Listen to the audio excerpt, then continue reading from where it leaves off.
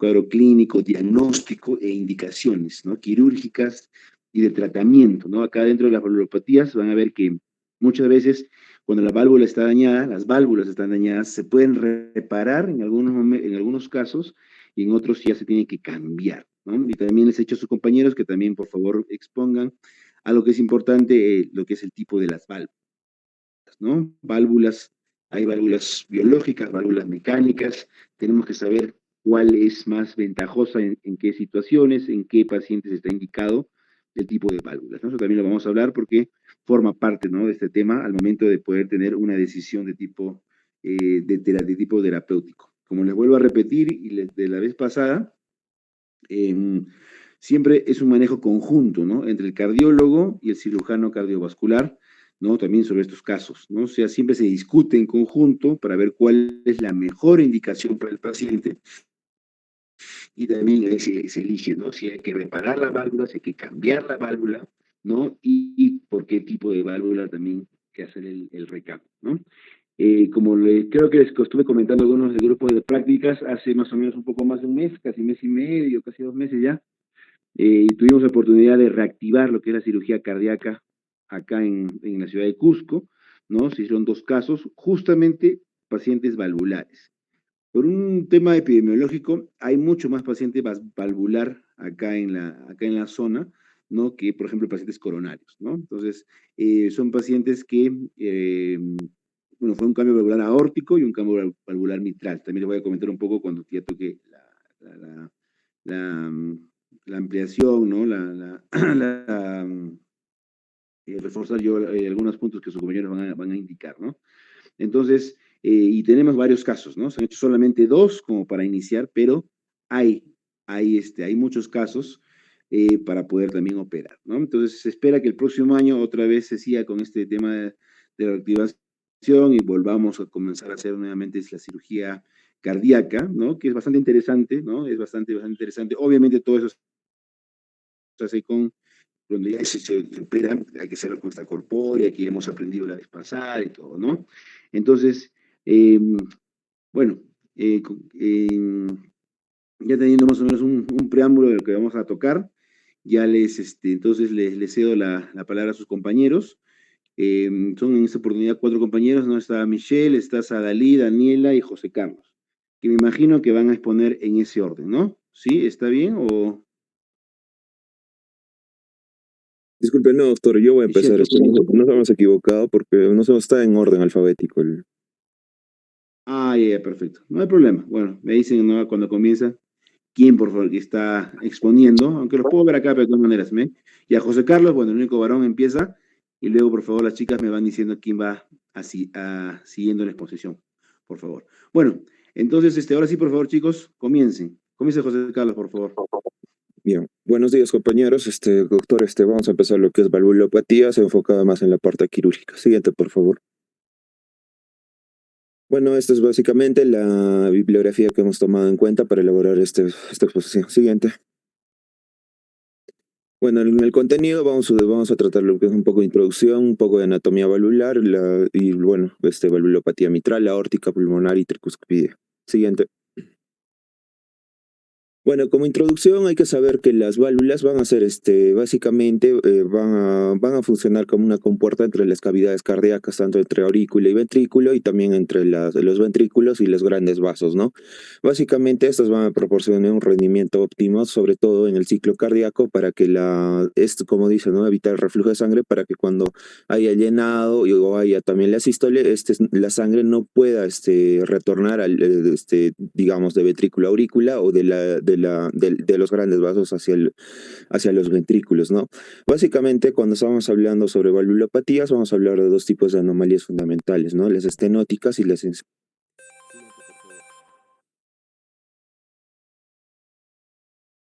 Siguiente. Ya, bueno, hablando un poco de anatomía valvular, vamos a ver, ¿no? Hablando de los que son la mitral y la tricuspidia, vamos a ver que va a haber un orificio atrioventricular entre la aurícula y el ventrículo. Básicamente, que espesa. Comunican los atrios con los ventrículos, ¿no? Van a servir de inserción al aparato valvular. ¿De qué consta este aparato valvular? Básicamente va a haber un anillo fibroso, también llamado el calloso de Haller, que va a servir como inserción para las valvas. Entonces, un dato importante saber es que en sístole va a causar una contracción anular y entonces también va a contribuir al cierre valvular, ¿no? Y dentro, hablando propiamente de las valvas, vamos a tener que va a tener un borde adherente y un borde libre. El borde adherente va a ser el que que está marcado de morado ahí, el que se va a insertar directamente en este anillo calloso. Entonces, y el borde libre va a ser los que se van a estar en relación con con los otros velos valvulares, ¿no? Como hay una ejemplificación de lo que viene a ser la tricuspidia, que, bueno, va a tener una cara atrial y una cara ventricular, ¿no? Siguiente. Bueno, hablando de las cuerdas tendinosas, vamos a tener tres órdenes de las cuerdas tendinosas. La primera y segunda, vamos a ver que nacen directamente del vértice de los músculos papilares y van a diferenciar en su inserción. Las de primer orden se insertan en el borde libre de las valvas, las segundas se insertan directamente en las caras, ventriculares de las valvas, mientras que las de tercera las de tercer orden se insertan, o sea, van desde el anillo fibroso y se van a ir hasta la cara ventricular de las valvas, ¿no? Como está representado en la imagen. Siguiente. Bueno, y hablando un poco de los sigmoideos, vamos a tener que, viendo desde una vista superior del corazón, sin los atrios obviamente, vamos a ver que hacia la parte más anterior va a estar la válvula pulmonar o el orificio pulmonar y hacia atrás va a estar la válvula aórtica. Entonces, básicamente para diferenciarlos, la válvula pulmonar, vamos a ver que tiene, van a ser de tres, o las semilunares, que va a tener una anterior y dos posteriores, y mientras que la aórtica va a tener dos anteriores y una posterior, ¿no? La aórtica, las dos anteriores, también es conocido como los senos de Valsalva, básicamente donde se da origen a las arterias coronarias, ¿no? Donde se perfunden diástole. Básicamente también algunas singularidades anatómicas es que estos van a presentar un engrosamiento en los vértices, ¿no? Que funcionalmente va a servir como que va a mejorar el cierre, su encaje al momento de cuando cierra las válvulas, ¿no? Para evitar el reflujo de sangre, ¿no? En el pulmonar es conocido como los nódulos de Morgagni y en el aórtico los nódulos de Arance. Siguiente, por favor. Bueno, hablando ya de la valvulopatía mitral, vamos a empezar lo que es con la estenosis mitral, ¿no?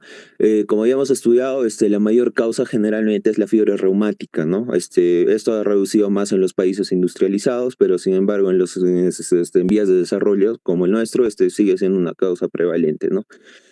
Vamos a ver que 2/3 de estos pacientes suelen ser del sexo femenino y la clínica es variable. ¿Con qué me refiero a esto? Que la sintomatología o los daños a nivel funcionales se pueden dar de 1 año y hasta se pueden presentar en 20 años, ¿no?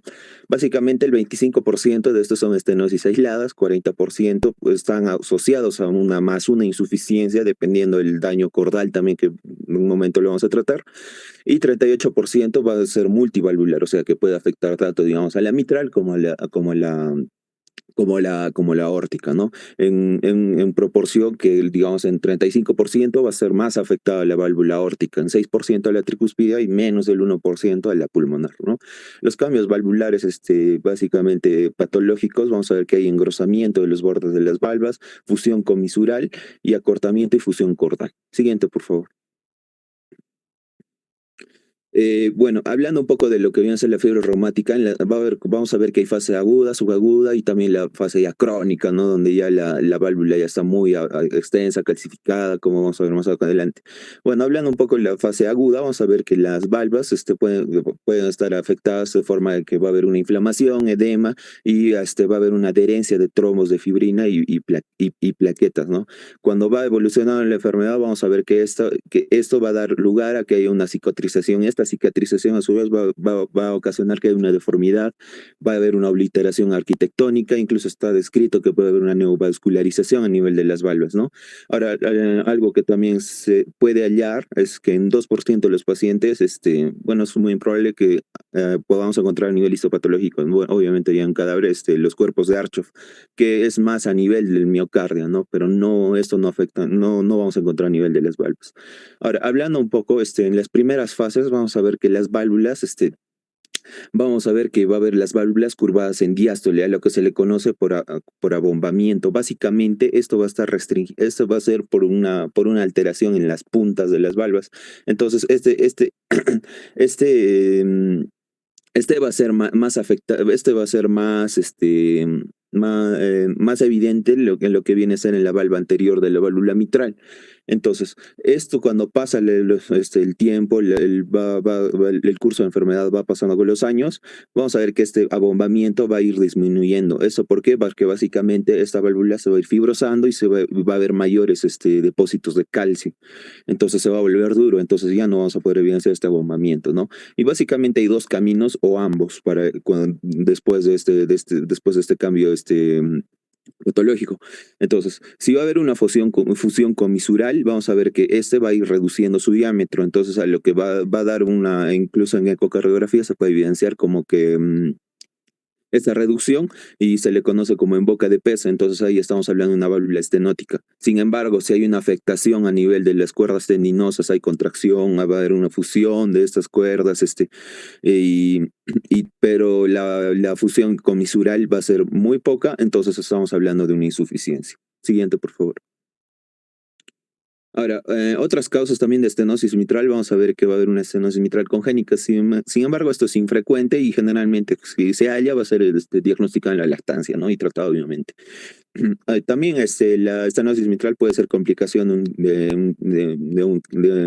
de un carcinoide maligno, de enfermedades reumáticas como el lupus, como artritis, enfermedad de Fabry, enfermedad de Whipple, tratamiento con meticillina, ¿no? Es muy infrecuente, pero sin embargo ha sido demostrado que puede producir estenosis mitral, ¿no? ¿En qué se usa esto? Básicamente en pacientes con cefalea en racimos, ¿no?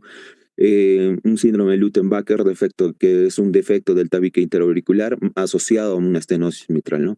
Y también podemos tener causas aisladas, entonces un mixoma auricular puede dar también una clínica de lo que viene a ser una estenosis, una endocarditis con unas vegetaciones enormes, un triatriatum, básicamente que es una membrana en la aurícula izquierda, ¿no? Que va a producir también, que va a producir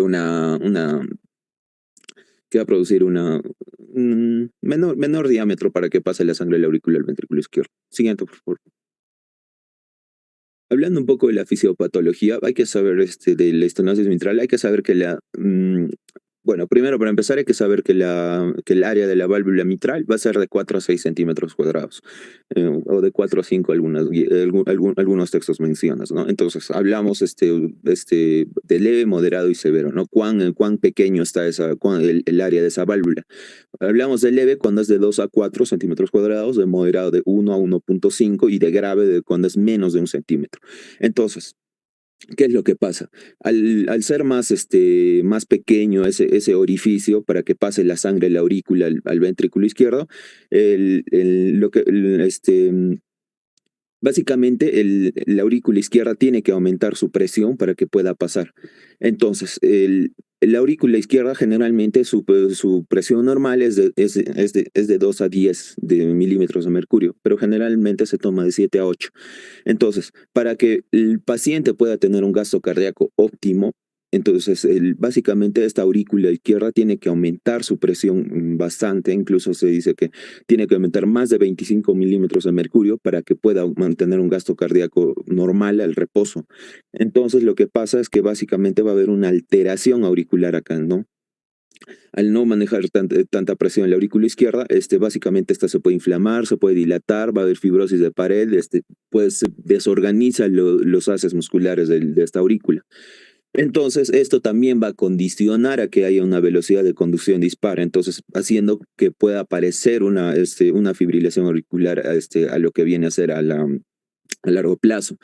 Ahora, al ser más pequeño también este orificio y al haber una mayor presión auricular izquierda, nos va a condicionar a algo, que va a ser una afección retrógrada. Entonces, estas presiones va a hacer que retorne de alguna forma la presión, afecte de alguna forma a los capilares pulmonares, haciendo que aparezca un síntoma importante de lo que viene a ser esta patología, lo que es la disnea. Entonces, esto básicamente se va a ver porque va a haber más presión venosa capilar, va a haber edema intersticial y también los vasos pulmonares se van a ver ingurgitados, ¿no? Entonces, esto incluso va a condicionar a que cuando la enfermedad va evolucionando pueda aparecer una hipertensión pulmonar, ¿no? Porque va a afectar retrógradamente al punto de que pueda aparecer signos de insuficiencia cardíaca derecha justamente por esta hipertensión pulmonar, ¿no? Incluso está descrito que puede haber signos como viene a ser la hemoptisis por una ruptura de estas venas varicosas a nivel de las capilares pulmonares, ¿no? Porque va a haber un cortocircuito con los bronquiolos respiratorios. Siguiente, por favor. Ahora, hablando de la sintomatología, vamos a ver que, como habíamos hablado, va a aparecer lo que es la disnea, ¿no? Podemos encontrar lo que son tos y bilancias. Y básicamente esta disnea, como ya les había hablado, va a haber por una mayor congestión pulmonar y disminución de la capacidad vital pulmonar. Hay que tener cuidado con estos pacientes que están en una capacidad funcional de NIHA 3. ¿Por qué? Porque generalmente son ortopnéicos, porque hay un peligro inminente de edema pulmonar franco en estos pacientes, ¿no?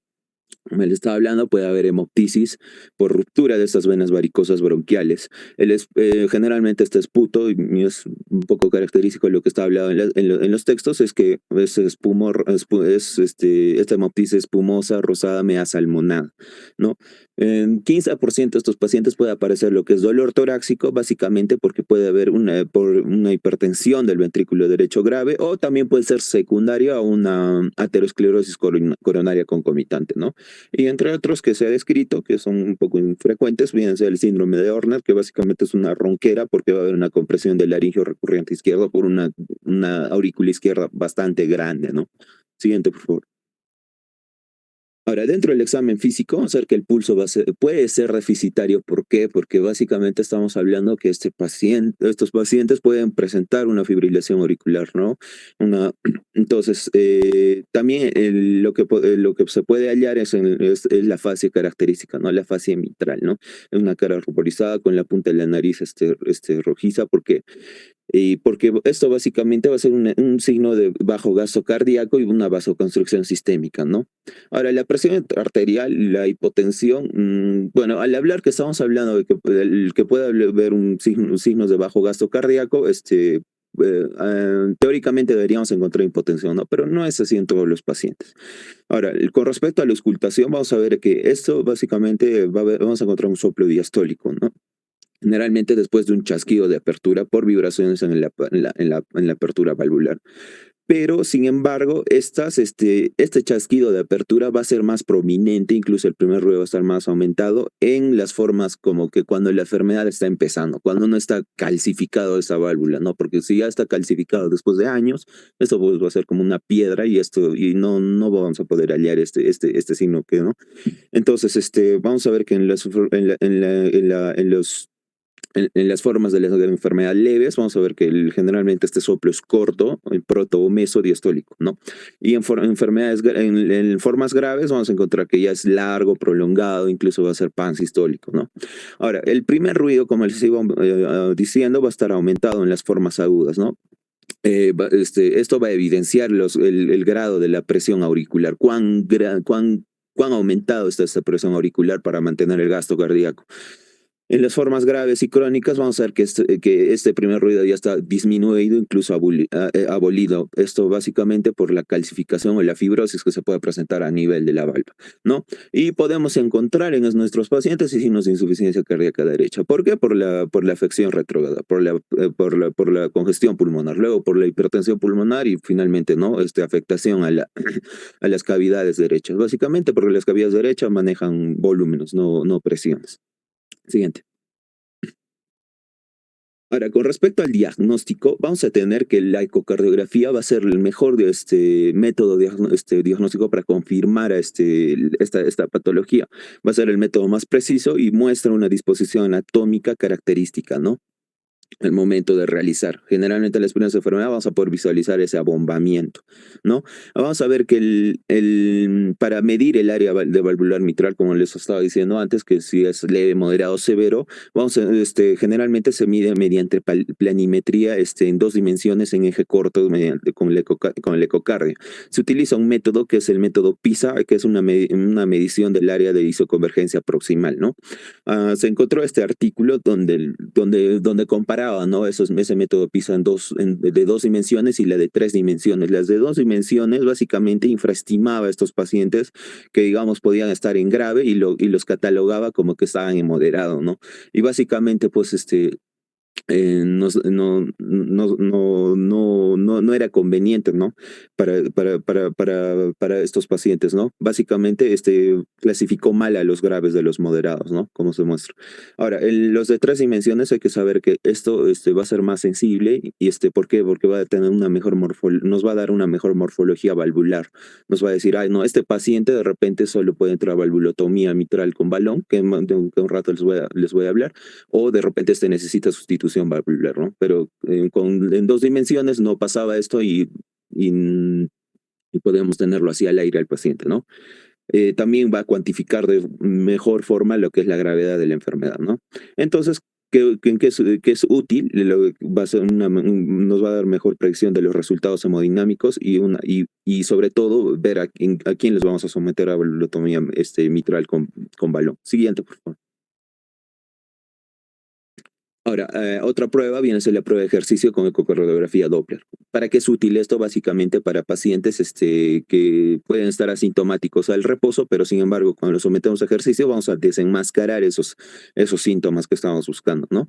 Y es combinado con la ecocardiografía Doppler para evaluar la presión pulmonar al ejercicio, ¿no? Los parámetros a medir van a ser la duración del ejercicio, respuesta a la presión arterial y la frecuencia cardíaca y aumento de las presiones pulmonares, que esto es importante, ¿no? Ahora, una presión más de 60 milímetros de mercurio después del ejercicio es un punto de corte para tomar decisiones en el tratamiento de estos pacientes, después del ejercicio. Siguiente, por favor. Ahora, el electrocardiograma, sin embargo, es relativamente insensible en lo que viene a ser estenosis mitral leve, pero es más útil en lo que es estenosis mitral moderada y grave, ¿no? Básicamente, en la derivada 2 vamos a encontrar lo que va a ser una onda P mayor de 0,12 segundos, ¿no? En 90% de los pacientes sí se puede encontrar lo que es la P mitral o la P mellada. Sin embargo, hay que tener en cuenta que esto vamos a encontrarlo en lo que vienen a ser pacientes con ritmo sinusal, o sea que no tienen afectación aún de lo que viene a ser la velocidad de conducción, en la velocidad de conducción de lo que viene a ser el atrio. Entonces, en un paciente con fibrilación auricular, para empezar, no vamos a encontrar ni la onda P, ¿no? Por eso usted dice que es relativamente insensible. Siguiente, por favor.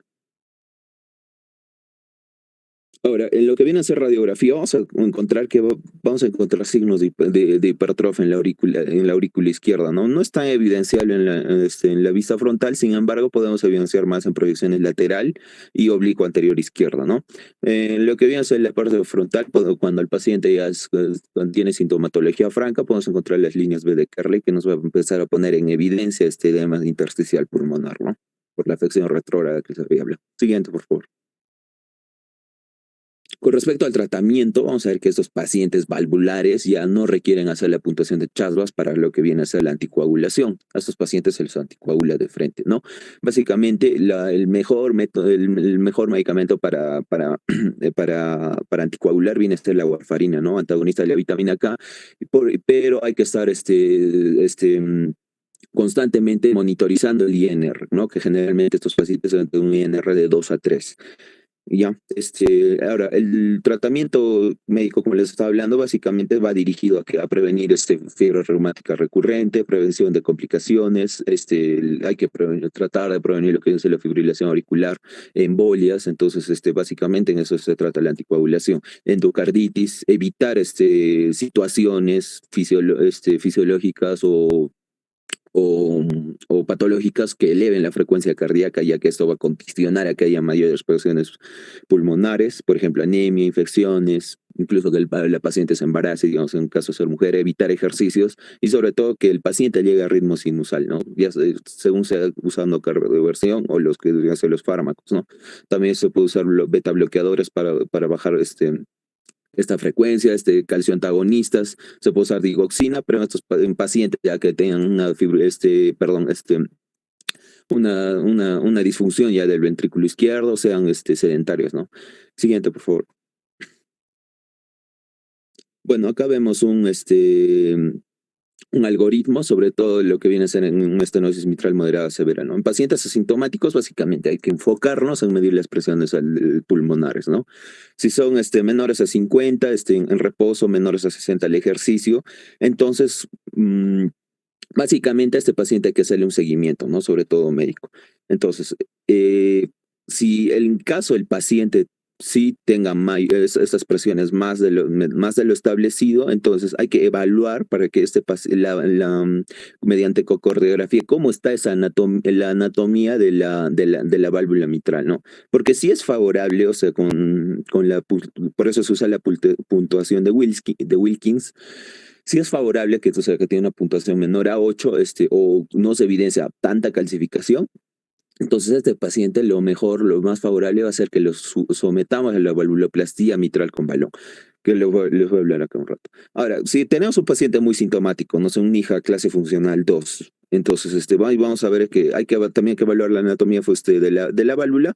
Entonces, si no es favorable, entonces hay que hacerle seguimiento. Pero sin embargo, si es favorable, hay que someterlo a esta valvuloplastía, ¿no? Y si en caso de la clase funcional sea 3 o 4, o sea, el paciente esté muy grave, que esté disneico incluso al reposo, echado en cama, entonces ahí hay que evaluamos, ¿no? Si su anatomía es favorable, a valvuloplastía. Si no, a tratamiento quirúrgico, ¿no? Sustitución o reparación valvular, como más tarde les voy a hablar. Siguiente. Ahora, hablando un poco de valvuloplastía mitral con balón percutáneo, va a ser un método, como así decirlo, de cateterismo. Básicamente es ingresar por la vena femoral hasta llegar a la aurícula izquierda. Una vez al llegar a en la aurícula derecha, uno más, por favor. Cuando se llega a la aurícula derecha, se perfora lo que viene a ser el tabique interauricular, ¿no? Llega a lo que viene a ser la aurícula izquierda y se pone ahí en el área de la válvula mitral. Y lo que se hace es insuflar un balón. Ponle el video que está al lado, por favor. No, atrás. Eso. Lo que se hace cuando se llega ahí a la válvula mitral, lo que se hace es insuflar un balón. ¿Qué va a hacer esto? Básicamente va a separar las comisuras, fractura algunos nódulos de calcio cuando no es muy marcado, incluso es una contraindicación para realizar eso cuando es muy calcificado, ¿no? Entonces, básicamente lo que hace es va a aperturar bien esta válvula mitral para que y se ha visto muy buenas mejoras, sobre todo sintomáticas en los pacientes, ¿no? ¿En quiénes se va a utilizar esto? En pacientes que tengan una válvula menor a 1.5, que no tengan una insuficiencia mitral agregada, sin trombo auricular. Esto es importante. ¿Por qué? Porque si sometemos esto a un paciente y que tenga un trombo auricular grande ahí en la aurícula, lo que vamos a hacer es que ese trombo vaya al ventrículo y del ventrículo a la aorta, y ahí sí fue. Entonces, para esto es importante realizarle una ecografía transesofágica para verificar que estemos seguros de que no tenga un trombo en la aurícula izquierda, ¿no? Pacientes sintomáticos y que nos hayan dado positivo en lo que viene a ser la prueba de ejercicio, ¿no? Con ecografía Doppler que les había hablado, y pacientes que no toleren la cirugía, ¿no? Pacientes muy ancianos, pacientes muy que tengan cardiopatía isquémica muy grave, enfermedades pulmonares, pacientes renales, pacientes con cáncer, pues, embarazadas, mujeres en edad fértil, ¿no? Ahora, acá hay un sistema de puntuación para valorar a estos pacientes, que es la puntuación de Wilkins, perdón, mediante el ecocardio. Básicamente nos va a decir, este paciente, su anatomía es favorable para realizarle este procedimiento, ¿no? Ahora, cuando son 4 parámetros y 4 puntos, ¿no? En total 16. Entonces, cuando es menos de 8, entonces los resultados van a ser inmediatos después de la intervención. Entonces, va a ser una mejoría sintomática para el paciente, ¿no? Y a largo plazo vamos a ver que va a ser excelente para estos pacientes, les vamos a mejorar la calidad de vida. Sin embargo, hay algo importante a tomar en cuenta, que son las calcificaciones. Cuando está muy calcificado, va a ser imposible realizar este procedimiento. ¿Por qué? Porque básicamente va a ser como una piedra esta válvula mitral. Entonces, de nada va a servir que metamos ese balón. Ni siquiera vamos a poder insuflar. Siguiente, por favor. Ahora, hablando ya de lo que viene a ser la parte quirúrgica, lo que viene en el curso, vamos a ver que hay tres métodos en lo que viene a ser la valvulotomía quirúrgica, ¿no? Cerrada, abierta y sustitución de la válvula. Básicamente, lo que viene a ser la abierta es lo que es más preferible. ¿Por qué? Porque incluso se puede realizar, intentar una reparación de la válvula, ¿no? Ahora, ¿en quiénes está indicado esto? En estenosis mitrales graves, síntomas significativos, clases funcionales 3 o 4, también que no haya disponibilidad de la valvuloplastía mitral con balón o contraindicada, ¿no? Porque puede haber un trombo en la aurícula izquierda grande, persistente, puede haber una insuficiencia, también cuando hay estenosis más insuficiencia mitral, hay que someter a este paciente a cirugía, válvulas muy calcificadas, entonces, y también cuando va a haber embolias recurrentes, a pesar de que el paciente esté anticoagulado. Siguiente, por favor. Hablando de la valvulotomía mitral cerrada, hay que saber que ya, sobre todo en países industrializados, ha dejado de ser de usarse. ¿Por qué? Porque ha sido sustituido por la valvuloplastía mitral con balón, ¿no? Pero más que todo sigue siendo utilizado en países en vías de desarrollo y sobre todo en pacientes más jóvenes y con válvulas más flexibles, ¿no? El pro de esto es que no requiere circulación extracorpórea y va a ser eficaz en pacientes que no tengan trombo en la aurícula izquierda, no tengan fusión ni acortamiento a nivel de lo que viene a ser las cuerdas tendinosas y la calcificación no sea tan grave, ¿no? La mortalidad hospitalaria se ha descrito que es de 1 a 2%. La mejoría del área mitral va a ser de 1 centímetro cuadrado, ¿no? 20 a 30% requiere cambio valvular en los siguientes 15 años y se logra una mejoría sintomática, ¿no? Y no hay mayor supervivencia a largo plazo, ¿no? Ahora, vamos a ver que van a tener excelentes resultados antes de que este paciente tenga una fibrilación auricular crónica o ya tenga insuficiencia cardíaca, ¿no? Entonces, vamos a ver que va a haber pésimos resultados cuando la anatomía no va a ser muy favorable, cuando hay unas válvulas muy engrosadas y que estén muy calcificadas. Siguiente, por favor. Ahora, la abierta, se va a realizar en pacientes con válvulas muy dañadas, muy calcificadas, o sea, anatómicamente esté destruida esa válvula, ¿no? Básicamente en contra, por así decirlo, acá se utiliza lo que viene a ser la circulación extracorpórea. Básicamente hay que parar el corazón y descendiendo la temperatura y se ocluye lo que viene a ser la aorta para realizar este procedimiento.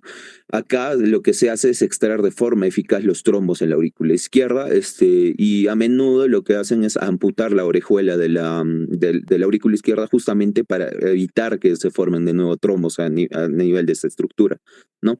Ahora también acá ya pues hacen lo que es la reparación de la válvula. Básicamente se cortan las comisuras, las cuerdas tendinosas se separan del músculo papilar, se extirpa ese calcio que se ha ido formando y una vez terminado este procedimiento se retira la circulación extracorpórea y luego lo que hacen es medir las presiones en la aurícula izquierda y ventrículo izquierdo, ¿no? Básicamente para confirmar que la cirugía ha sido exitosa. Siguiente, por favor. Ahora, hablando de lo que viene a ser la sustitución de la válvula mitral, vamos a ver que está asociado a mayor riesgo de deterioro valvular y la anticoagulación crónica. Básicamente, si sustituimos una válvula, sobre todo las mecánicas, a ese paciente hay que anticoagularlo de por vida y todavía con un INR un poco más alto de lo que se debe, ¿no? Con 3.5. Entonces, va a estar recomendado en pacientes sintomáticos con una insuficiencia mitral grave, ¿no? Más estenosis, ¿no? Cuando también está contraindicada lo que va a ser la valvuloplastía con balón y cuando la válvula prácticamente va a ser irreparable, ¿no? Un Wilkins menos, más de 8, ¿no? Digamos de 10, de 12, 14, ¿no? También cuando nuestro paciente presenta un antecedente previo a la valvulotomía, ¿no? Cuando la calcificación es demasiado grave, pues, ¿no? Y hasta una piedra suelta. Ahora, vamos a ver que hay dos tipos, una válvula mecánica y una biológica. La válvula mecánica va a ser preferible en menores de 65 años con o sin presencia de fibrilación auricular. Y sobre todo a estos pacientes hay que anticoagularlos de por vida, ¿no? Hay que mantenerles un INR 3.5. La válvula biológica, sin embargo, se va a preferir más en pacientes jóvenes, mayores de 65 años y los pacientes que no puedan anticoagularse. Siguiente, por favor. Bueno, acá viene a ver una tabla sobre las ventajas y desventajas sobre los métodos quirúrgicos, ¿no? Siguiente, por favor. Ahora paso rápido. Ahora, hablando de insuficiencia mitral, vamos a ver que la insuficiencia mitral se define como la incapacidad de la válvula de mantenerse cerrada en la sístole, ¿no? Regresando la sangre del ventrículo izquierdo a la aurícula izquierda, ¿no? A lo que les conocemos como el chorro, ¿no? Sobre todo, básicamente la válvula mitral va a tener una anatomía en la cual va a tener bastantes componentes, estructuras, donde van a hacer que cada uno cumpla una función específica, ¿no? Ya sea las cuerdas tendinosas, ya sea los velos, etcétera. Entonces, cuando hay una alteración en cualquiera de estas estructuras, básicamente ya el paciente está condenado a tener una insuficiencia mitral, ¿no? Básicamente las principales causas van a ser prolapso valvular, cardiopatías reumáticas, endocarditis, calcificación anular, miocardiopatía, cardiopatía isquémica, ¿no? Clínicamente está dividido en dos, en primaria y secundaria, ¿no? Las primarias básicamente son las degenerativas, mientras que las secundarias se van a deber a trastornos del ventrículo izquierdo y al anillo mitral también, ¿no? Ahora, en texto hemos encontrado que también se subdividen en dos, isquémicas y no isquémicas, ¿no? Básicamente es en función de la contribución de la enfermedad arterial coronaria. ¿A qué se refiere esto? Básicamente el músculo papilar es el último en perfundirse en lo que viene a ser la línea de lo que viene a ser la circulación coronaria. Entonces, cuando un paciente está sujeto o está de mucho tiempo en periodos prolongados de isquemia, el primero en afectarse va a ser ese músculo papilar. Entonces, este músculo papilar se puede isquemizar, luego morirse o necrosarse, y entonces va a hacer que esa cuerda tendinosa se rompa, y entonces, como como les había dicho, que si alguna parte de esa anatomía está afectada, entonces estamos condicionando a que hay una aparición de una insuficiencia mitral. Siguiente, por favor. Bueno, les hablan, ¿no? Que las primarias, cuando hay afectación de la válvula, podemos hablar de pues, una degeneración mixoide, que viene a ser el prolapso, endocarditis, enfermedades reumáticas cardíacas crónicas, hendidura mitral congénita, ¿no? Ahora, cuando hay una afección de lo que viene a ser la cuerda y los músculos, vamos a ver que puede haber ruptura de los músculos papilares o cuerdas tendinosas, ¿no? Enfermedades arteriales coronarias, porque puede haber isquemia muscular papilar, fibrosis, ¿no? Y cuando hay afección del anillo, pues básicamente se debe a una calcificación anular de la válvula. Ahora, en las afecciones secundarias vamos a ver que puede haber un agrandamiento de la aurícula izquierda por cualquier causa, ¿no? Una cardiomiopatía por Chagas, por ejemplo, una cardiomiopatía hipertrófica con obstrucción, un infarto agudo de miocardio antiguo. Siguiente, por favor. Bueno, también vamos a poder hablar se subdividen en tres tipos, ¿no? Lo que viene a ser hablando un enfoque fisiopatológico. Entonces, el tipo uno básicamente va a haber un movimiento de las válvulas normal, y pero esto es a priori, ¿no? Entonces, el trastorno teológico de fondo, vamos a ver que puede haber una miocardiopatía isquémica, una miocardiopatía dilatada, endocarditis, trastornos congénitos. En el tipo 2 vamos a ver que puede haber un movimiento de la válvula puede estar aumentado, pero en prolapso, cuando hay prolapso de la válvula. Entonces, esto se puede deber a enfermedades degenerativas, deficiencias fibroelásticas, síndromes de Marfan, formas frustradas de Barlow, etcétera, ¿no? Y el tipo 3 se subdivide en dos, ¿no? Básicamente acá el movimiento de las válvulas están restringidos. El tipo A es cuando la apertura está restringida y el tipo B cuando el cierre está restringido, ¿no? Siguiente, por favor. Ahora, hablando fisiopatológicamente, vamos a ver que a nivel de lo que viene, a diferencia de lo que la estenosis, en la insuficiencia, el ventrículo izquierdo sí va a estar afectado. Entonces, vamos a tener una sobrecarga de volumen del ventrículo izquierdo justamente para poder, cuando se contrae el corazón, todo el volumen telesistólico tiene que salir por la aorta. Entonces, si va a haber una insuficiencia, es parte de ese volumen se va a ir hacia la aurícula. Entonces, para que puedas mantener un gasto cardíaco normal, entonces lo que hace el ventrículo izquierdo es hipertrofiarse. Entonces vamos a tener una sobrecarga, este ventrículo se puede dilatar, inicialmente va a mantener el volumen sistólico, pero poco a poco va a ir disminuyendo la contractibilidad, ¿no? Lo que nos puede conducir a una muerte súbita, sobre todo en las formas agudas, o una insuficiencia cardíaca del lado izquierdo. Ahora, al regurgitar esa sangre a lo que viene a ser la aurícula izquierda, vamos a condicionar a que aumente la presión de la aurícula izquierda. No tanto como la estenosis, pero sí va a haber un aumento de esta presión. Entonces, esto va a condicionar a que haya mayor tamaño de la aurícula izquierda y también un cierto grado de afección retrógrada, ¿no? Mayor presión en la arteria pulmonar, ¿no? Esto nos va a condicionar a que haya fibrilación auricular o a que haya una disfunción del ventrículo derecho. Entonces, ¿qué vamos a tener? Una insuficiencia cardíaca de también del lado derecho, ¿no? Y esto nos puede condicionar a una muerte súbita. Siguiente, por favor. Ahora, hablando de la sintomatología, es importante diferenciar de la aguda de la crónica. ¿Por qué? Porque la aguda, básicamente, el paciente tiene un riesgo muy alto de morirse y hay que operarlo al toque, porque este paciente hace un edema agudo de pulmón demasiado rápido y va a tener un bajo gasto cardíaco, hace un shock cardiogénico y se murió. Entonces, hay que saber identificar a estos pacientes porque estos deben ser sometidos a cirugías rápidas. Entonces, con respecto a la insuficiencia mitral crónica, la sintomatología va a ser parecida a la estenosis mitral, ¿no? Nos puede dar signos de bajo gasto cardíaco, fatiga, náuseas, anorexia, pérdida de peso inexplicable, trastornos de la concentración, alteraciones del sueño, etc. Sin embargo, al haber menos dilatación de la aurícula izquierda, a diferencia de la estenosis mitral, la sintomatología no va a ser tan acentuada como lo que ya les habíamos expuesto de lo que viene a ser la estenosis, ¿no? Siguiente, por favor.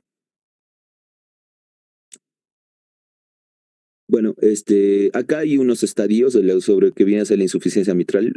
Vamos a ver que son 4 estadios de la A a la D y básicamente va a estar en función a cuán dañada está la anatomía o partes de las estructuras de la anatomía mitral, ¿no?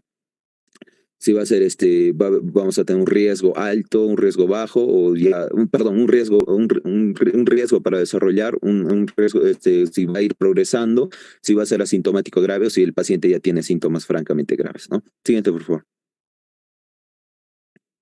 Ahora, en el examen físico, vamos a tener que el tercer ruido va a estar, vamos a encontrar lo que va a ser el tercer ruido, ¿no? Va a estar bastante alto. Básicamente esto es por el chorro que sale, ¿no? Cuando en sístole, el chorro regurgita hacia la pared de la aurícula, entonces ese va a ser el tercer ruido que vamos a escuchar.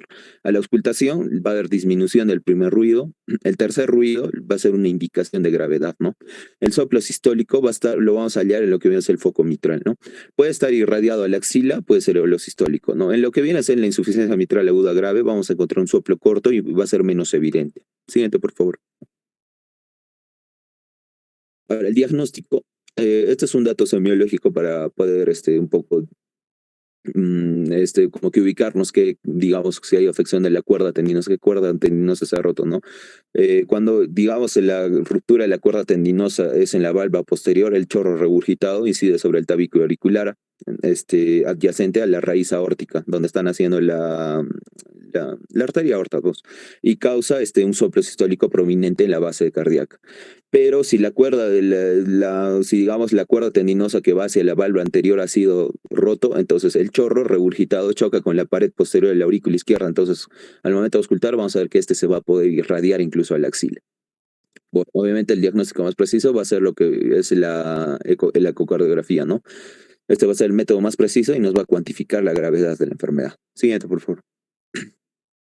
Ahora, el tratamiento médico básicamente está enfocado en lo que viene a ser reducir la postcarga, sobre todo en las agudas, por riesgo muy alto de muerte que tienen estos pacientes, ¿no? Se puede usar también nitroprusiato, IECAS, espironolactona, beta bloqueadores, ¿no? Ahora, podemos usar también un tratamiento que viene a ser el balón intraórtico contra pulsión en lo que viene a ser en pacientes que están chocados, ¿no? Que tienen un shock cardiogénico. Básicamente en las formas agudas, ¿no? También podemos enfocarlo que viene a ser la disminución del sodio, diuréticos, beta bloqueadores, calcio antagonistas, digoxina también se puede utilizar en estos pacientes. Siguiente, por favor. Ahora, el tratamiento quirúrgico, ¿en quiénes van a estar enfocados? En pacientes con discapacidad funcional, ¿no? Asintomáticos o que tengan síntomas leves, pero con deterioro progresivo del ventrículo izquierdo, que esté demostrado, que le hayamos hecho un ecocardio y poco a poco esté yendo, poco a poco este ventrículo izquierdo está entrando en insuficiencia cardíaca. También que la fracción de eyección esté comprometida. Ahora, sin cirugía, el pronóstico de la insuficiencia mitral asociado a insuficiencia cardíaca y es bastante malo, ¿no? Candidatos, en esto se van a realizar ecocardio transesofágica con Doppler de flujo de color, ¿no? Va a proporcionar una evaluación detallada de la estructura y función de la válvula, ¿no? Básicamente, también podemos hacer cateterismo, una arteriografía coronaria para estos pacientes. Siguientes, por favor. Bueno, básicamente en quienes se recomienda la reparación valvular siempre que sea posible, ¿no? Va a tener mayor éxito en niños y adolescentes que tengan la válvula más flexible, en adultos con insuficiencia mitral secundaria prolapso, que tengan una dilatación anular, rotura de cuerdas, perforación mitral con endocarditis, en quienes no, o sea, en quienes mejor hay que reemplazar, en que las válvulas sean muy rígidas, calcificadas, la válvula esté muy deformada por reumatismo o radioterapia, o que tenga un engrosamiento valvular grave, ¿no? Ojo que es crucial preservar el músculo papilar y uniones cordales, ya que si se daña en la reparación, o sea, una iatrogenia, la degeneración del ventrículo izquierdo va a seguir progresando, ¿no? Y este paciente es malo su pronóstico. Siguiente.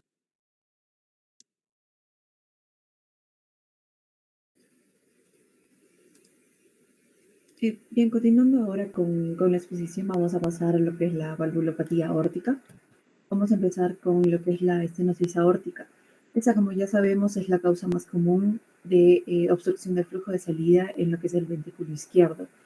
Para entender mucho mejor los conceptos, vamos a determinar qué es una estenosis aórtica cuando encontramos una velocidad anterograda de la válvula, pues anormal, que sea igual a 2. Esta estenosis ya la vamos a determinar que es grave cuando encontramos una velocidad transvalvular aórtica máxima mayor o igual a 4 y un área de la válvula que sea menor o igual a un centímetro cuadrado. Ya cuando esta es un cuadro muy grave, vamos a determinarla cuando exista una velocidad de chorro aórtico en el Doppler mayor o igual a 5. A 5. Y bueno, por último, como ya podemos suponer que la estenosis aórtica vamos a determinar la que es sintomática cuando presentan síntomas cardíacos específicos que posteriormente los voy a describir. En cuanto a la etiología, existen múltiples causas, pero existen unas 3 causas principales que son las más frecuentes. Entre estas está la valvulopatía congénita normal, es una enfermedad calcificante, que esta es una enfermedad que mayormente se va a presentar en pacientes de edad mucho más temprana. Y por último tenemos a la causa más importante para nosotros al menos, que es la valvulopatía reumática, ¿no? Que en nuestro medio es la más común. Esta es una enfermedad que la mayoría de las veces se ha visto que tiene o está acompañada de una afección a nivel de la válvula mitral también. En cuanto a la causa y epidemiológicamente también hablando, todo lo contrario pasa en América del Norte y en Europa, ya que las causas más frecuentes de estenosis aórtica van a ser la enfermedad calcificada de la válvula nativa o presencia de una válvula bicúspide congénita. Y recordar siempre que la prevalencia de estenosis aórtica va a aumentar con la edad, es decir, es mayor en ancianos. En cuanto a las manifestaciones clínicas, existen unos síntomas clásicos como es la insuficiencia cardíaca, el síncope y la angina, pero sin embargo estos son síntomas que solo se van a presentar cuando la enfermedad ya está en una etapa terminal. Sin embargo, existen otros síntomas mucho más frecuentes y de presentación más temprana, que son la disnea de esfuerzo y la disminución de la tolerancia al ejercicio. También puede presentar mareos de esfuerzo que pueden llegar a síncope y por último presentar angina de esfuerzo. Pero siempre recordar que aunque estos son síntomas comunes y son los primeros síntomas, no son específicos de estenosis aórtica y debemos tener cuidado siempre al momento de hacer el diagnóstico. Más específicamente hablando de la disnea y de la disminución a la tolerancia del ejercicio, ese será el síntoma más común que estos pacientes presentan y será básicamente por 2 factores. Uno que es una disfunción diastólica con un aumento de las presiones a nivel del llenado ventricular izquierdo durante el ejercicio y también se puede dar gracias a una incapacidad que tiene el ventrículo izquierdo para aumentar el gasto cardíaco también durante el ejercicio. Por otra parte, tenemos a los mareos y al síncope. Ese es un síntoma que se va a aparecer aproximadamente en el 10% de los pacientes que ya tengan estenosis aórtica grave sintomática. Ese es un síntoma que se ha visto correlacionado a una disminución en la perfusión cerebral y esta a su vez se va a dar gracias a 4 mecanismos principales que los podemos ver en la diapositiva, ¿no? Continuando con lo que es la angina de pecho, este es un síntoma que ya lo vamos a ver en pacientes con estenosis aórtica grave, y se ha visto que aproximadamente la mitad de estos pacientes tienen una enfermedad arterial coronaria subyacente. Igualmente se ha visto que este síntoma responde a 4 diferentes mecanismos que también lo podemos ver en, enumerado en la diapositiva para avanzar un poco más rápido. Tenemos a lo que es el examen físico. Dentro del examen físico existen 3 hallazgos más útiles, fundamentales al momento de hacer el diagnóstico. Dentro de esto está el pulso carotidio de bajo volumen y aumento lento, es decir, un pulso denominado parvus tardus. Segundo, un soplo sistólico fuerte hallado en el espacio intercostal derecho y un solo segundo ruido cardíaco. En cuanto al pulso, ya les dije, es un pulso parvus tardus, pero este puede estar conservado en lo que es los ancianos. También podemos hallar asociado un frémito o una vibración gruesa. En cuanto a la palpación precordial, pues en algunos pacientes vamos a poder encontrar un cuarto ruido palpable e incluso un frémito sistólico en lo que es la base del corazón. En cuanto a lo que es la auscultación, lo que es importante en esta es que en el segundo ruido la mayoría de veces va a ser suave y único, pero podemos encontrar, como podemos ver en la imagen de la derecha superior, podemos encontrar una división paradójica, esto cuando el cuadro ya es muy, muy grave y que exista una disfunción del ventrículo izquierdo. También cuando ya es muy grave puede lograr este ruido desaparecer. Otro punto importante es que el paciente puede presentar un cuarto ruido cuando ya existe una contracción muy fuerte de la aurícula izquierda contra el ventrículo izquierdo, que ya está rígido gracias a la patología, ¿no? Y por último tenemos a lo que es el soplo. El soplo característico que vamos a encontrar es un soplo sistólico de expulsión. Mejor lo vamos a escuchar en lo que es la base del corazón, en el área aórtica. Es de calidad mayormente áspera y se transmite bien a lo que son las arterias carótidas.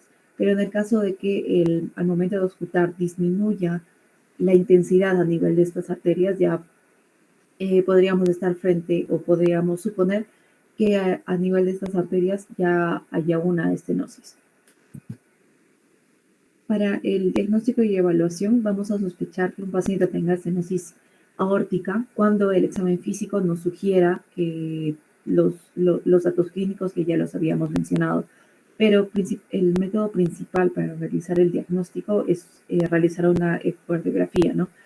Y existen 3 hallazgos clave para guiarnos al diagnóstico de esta enfermedad, que es el aumento de brillo o grosor de las valvas a nivel de la válvula aórtica, una disminución del movimiento de estas valvas y el hallazgo de hipertrofia a nivel del ventrículo izquierdo.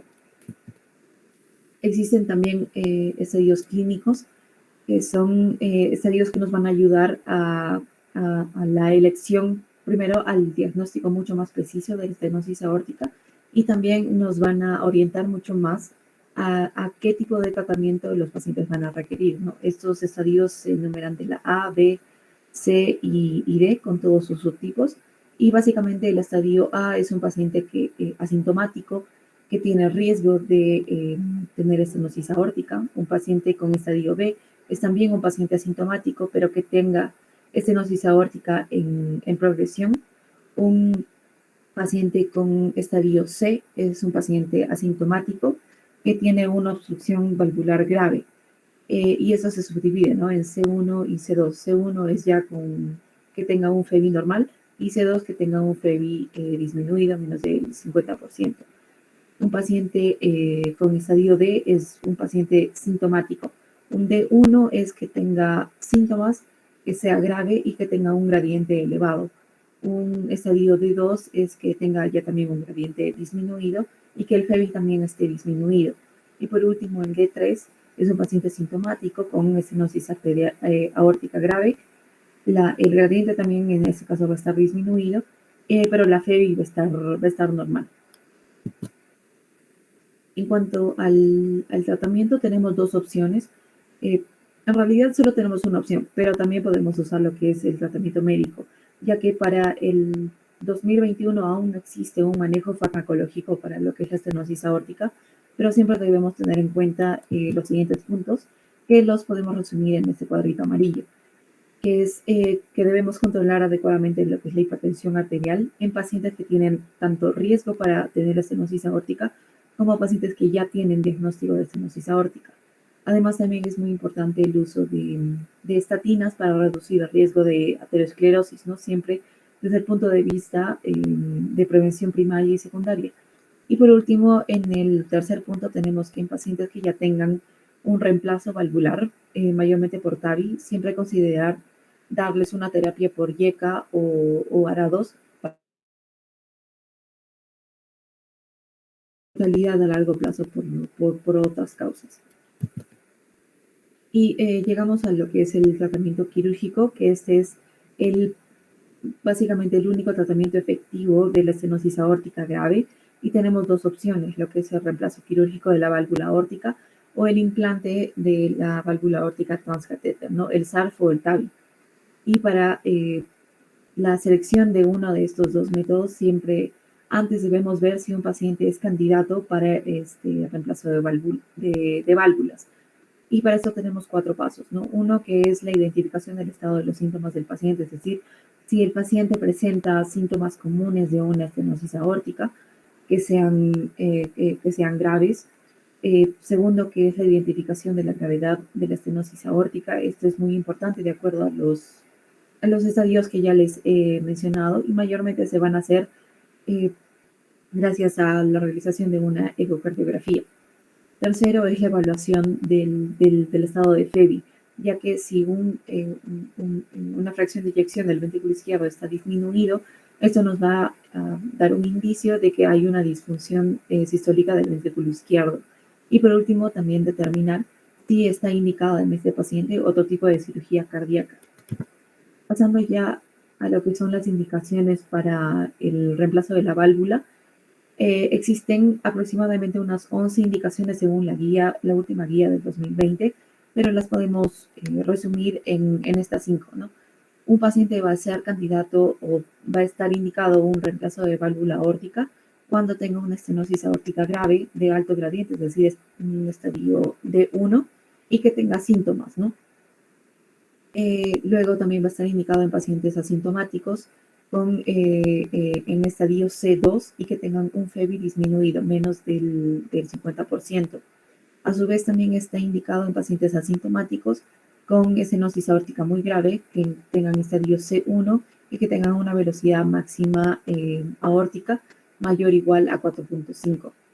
También indicado en pacientes asintomáticos en estadio C1 y que tengan síntomas como lo que es la intolerancia al ejercicio y una disminución en la presión arterial durante el ejercicio también.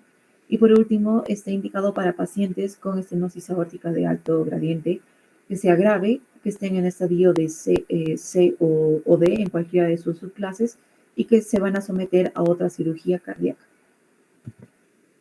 Bueno, este es un cuadro en el que menciona todas las 11 indicaciones también para reemplazo de válvula, mucho más específico, pero las que les he mencionado son las, digamos, más importantes a tener en cuenta.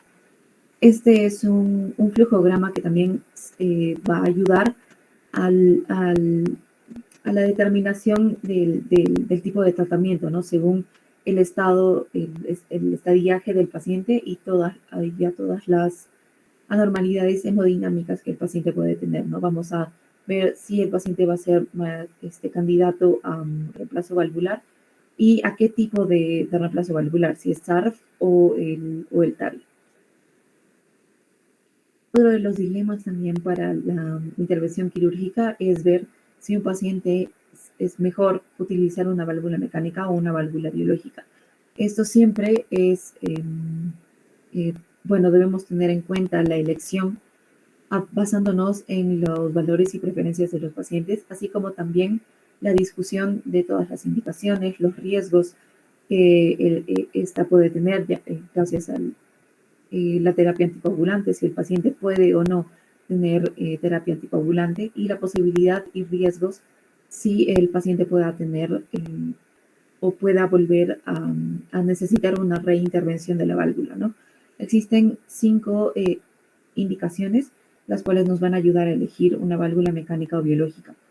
Vamos a usar mayormente una válvula biológica en pacientes que requieran un reemplazo, pero que tengan contraindicación de terapia anticoagulante, ¿no? Vamos a usar una prótesis mecánica en pacientes que también requieran un reemplazo valvular, pero que no tengan una contraindicación para la anticoagulación. Luego vamos a individualizar la elección en caso de pacientes que tengan de 50 a 65 años, que no tengan tampoco una contraindicación para la anticoagulación. Siempre debemos ver todos los factores individuales del paciente y las tomas de decisiones compartidas con el médico. Vamos a elegir también una válvula biológica en pacientes que sean mayores de 65 años que requieran un reemplazo valvular. Ahora, en el caso de pacientes menores de 50 años que prefieran ellos una válvula biológica y que tengan una anatomía adecuada, podemos considerar el reemplazo de la válvula mediante autoinjerto pulmonar, es decir, un procedimiento de Ross. Otra de las elecciones a tomar en cuenta es si va a ser tipo quirúrgico o va a ser tipo transcatéter, ¿no? 4 puntos que debemos tener en cuenta para esto es que no debemos realizar un transcatéter en pacientes menores de 65 años y que tengan una expectativa de vida mayor de 20 años. El TAVI siempre lo vamos a recomendar por encima del quirúrgico, siempre en pacientes mayores de 80 años. En pacientes de 65 a 80 años, cualquiera de las dos opciones es una elección buena y que el acceso, recordar siempre que el acceso para TAVI, para transcatéter, es por un acceso femoral.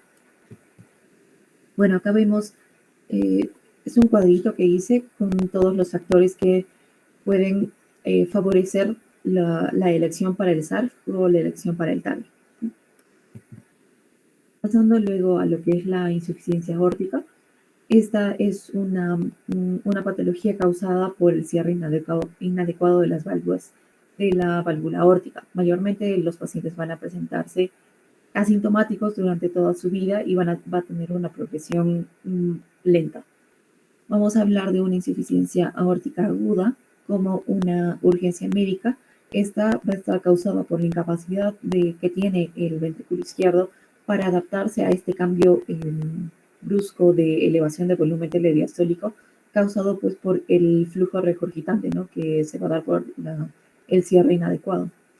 En cuanto a la epidemiología, este va a aumentar la prevalencia y su severidad con el aumento de la edad y se ha visto que es mucho más frecuente en hombres que en mujeres.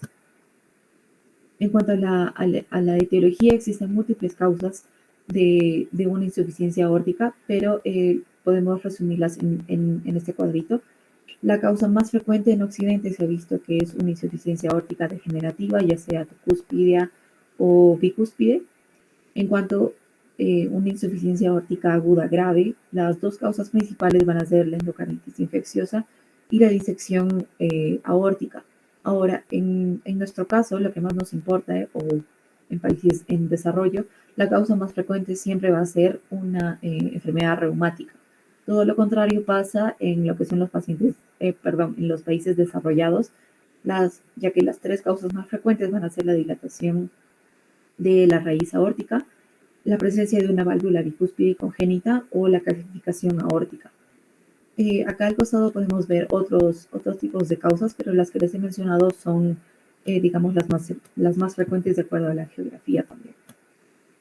En cuanto a las manifestaciones clínicas, como ya lo había mencionado, la mayoría de las veces los pacientes van a presentarse asintomáticos durante décadas y ya van a presentar esos 3 síntomas, lo que es la disnea de esfuerzo, la angina y entre otros síntomas, cuando ya el estadio es severo, el estadio está mayormente en el estadio D. Y en el caso de que el tratamiento no sea adecuado y no sea oportuno, estos pacientes pueden lograr a tener síntomas mucho más graves, ¿no? Como lo que es la ortopnea, la disnea nocturna paroxística y lo que es el edema pulmonar. En cuanto al examen físico, existen muchos hallazgos físicos que nos van a ayudar, tales como los pulsos periféricos, la inspección, palpación y la auscultación.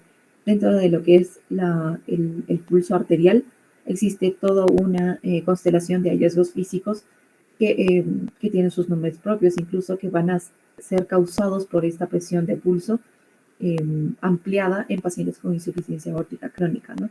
Como podemos ver aquí en el video, un ejemplo de todos estos signos, que es el pulso de Corrigan, ¿no? Pero existen muchos otros que tienen relativa sensibilidad y especificidad. Y por otra parte, en la palpación precordial, la mayoría de las veces vamos a encontrarlo desplazado hacia lateral e inferiormente, y mayormente va a ser difuso e hiperdinámico. En cuanto a lo que es la auscultación, mayormente vamos a encontrar un soplo diastólico temprano distintivo que se va a ver inmediatamente después del segundo ruido cardíaco. Este va a ser de tono alto, puede ser alto y apenas audible, y mayormente solo lo vamos a escuchar cuando el paciente esté sentado, inclinado hacia adelante o conteniendo la respiración al final de la expiración. En cuanto a los ruidos cardíacos, el primer ruido la mayoría de las veces va a ser suave, el segundo ruido puede ser variable, puede haber así también un sonido de eyección sistólico, y podemos encontrar un galope del tercer ruido cuando ya la disfunción del ventrículo izquierdo está muy deprimida, no muy severa. Pasando a lo que es el diagnóstico y a la evaluación, vamos a sospechar que un paciente tiene insuficiencia aórtica cuando tengamos hallazgos consistentes de esto, tanto en el examen físico como en las pruebas diagnósticas. También vamos a sospechar cuando el paciente tenga una dilatación de los senos aórticos o de la aorta ascendente, así como también si tiene presencia de una válvula aórtica bicúspide, incluso si este paciente no tiene un soplo aparente. Pero lo más importante para recalcar para el diagnóstico, el enfoque de diagnóstico, va a ser la realización de una ecocardiografía. Recordar también siempre que el electrocardiograma no está indicado, no es una prueba de elección para realizar el diagnóstico, pero comúnmente está incluido dentro de todas las pruebas para el diagnóstico, ¿no? En cuanto a la resonancia magnética, esta solo va a estar indicada en pacientes que tengan insuficiencia aórtica moderada o grave, y la angiografía invasiva la vamos a indicar solo cuando las pruebas no invasivas anteriormente mencionadas no nos den resultados concluyentes. En cuanto a la ecocardiografía, esta es la prueba clave para el diagnóstico, y más una ecocardiografía transtorácica, ¿no? Va a estar indicada en pacientes seleccionados con insuficiencia aórtica, pacientes con una transtorácica técnicamente subóptima, y con pacientes que tengan diagnóstico de endocarditis, pero que no tengan un diagnóstico por ecocardiografía transtorácica. Existen 4 hallazgos cardiográficos característicos que nos van a ayudar al diagnóstico, ¿no? Es hallar valvas anormales o normales, pero siempre estiradas, ¿no? Gracias a un engrosamiento, al hallazgo de vegetaciones, calcificaciones o incluso válvulas bicúspides o tricúspides. Luego tenemos al hallazgo de un chorro regurgitante diastólico. A los senos aórticos la mayoría de las veces van a estar dilatados, con o sin una dilatación de la aorta ascendente. Y por último, que las dimensiones y los volúmenes a nivel del ventrículo izquierdo estén aumentadas. Por su parte, también existe estadiaje para realizar un diagnóstico mucho más preciso, y también porque nos ayude a la elección de tratamiento, ¿no? El estadio A básicamente va a ser los pacientes que tienen riesgo a tener insuficiencia aórtica. El estadio B va a ser todos los pacientes que tengan una insuficiencia aórtica progresiva. La C van a ser todos los pacientes asintomáticos. Los 2 anteriores también son asintomáticos, pero estas los vamos a subdividir en 2. Una C1 cuando el FEBI sea mayor de 50%, y un C2 cuando tenga una función sistólica normal y un FEBI disminuido. Por último tenemos a lo que es el estadio D, son los pacientes sintomáticos que tienen una insuficiencia aórtica ya bastante severa. En cuanto al enfoque de tratamiento, el pilar de tratamiento siempre va a ser lo que es la cirugía. La función única de lo que es la terapia farmacológica solo se va a limitar a pacientes sintomáticos que no sean candidatos para realizarse una cirugía, o también a pacientes que van a o se estén preparando para una cirugía. Bueno, también debemos tener en cuenta en lo que es la terapia farmacológica 4 puntos importantes, que es en pacientes sintomáticos que sean candidatos a cirugía, siempre antes de lo que es el reemplazo de la válvula, tener en cuenta un tratamiento médico intenso con diuréticos, IECAS o ARA2, metabloqueantes o incluso digoxina. En pacientes sintomáticos que no sean candidatos a cirugía, es también pertinente dar un tratamiento médico con diuréticos, IECAS, ARA2, beta-bloqueantes y digoxina. En pacientes asintomáticos con una insuficiencia aórtica severa, que tengan una disfunción sistólica del ventrículo izquierdo, que no se van a someter a una cirugía porque presentan comorbilidades, siempre es indicado, es bueno recetar lo que es IECA o ARA2.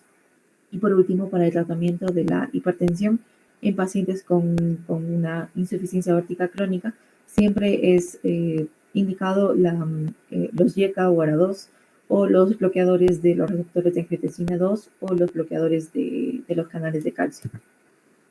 En cuanto a lo que es el tratamiento quirúrgico, este es, como ya mencioné, es el pilar del tratamiento, y existen unas 6 indicaciones que debemos tener en cuenta para ver si un paciente es candidato o no a tratamiento quirúrgico, ¿no? Va a ser indicado en pacientes sintomáticos con insuficiencia aórtica grave en estadio D, independientemente de la función del ventrículo izquierdo. Segundo, también está recomendado en pacientes asintomáticos con insuficiencia aórtica crónica grave y que tengan una disfunción sistólica del ventrículo izquierdo y que tengan un FEBI menos del 50%. También está recomendado en pacientes asintomáticos con insuficiencia crónica grave, un FEBI normal, pero que tengan una dimensión telesistólica, mayor a 50 milímetros. También se sugiere que en un reemplazo valvular en una cirugía en pacientes asintomáticos con insuficiencia grave, con un FEBI normal en estadiaje C, que tengan una dilatación grave progresiva del ventrículo izquierdo y que su riesgo quirúrgico sea bajo. También está indicado en pacientes con un estadiaje de C o D, y en pacientes con insuficiencia aórtica moderada en estadiaje B, que se van a someter a otra cirugía cardíaca.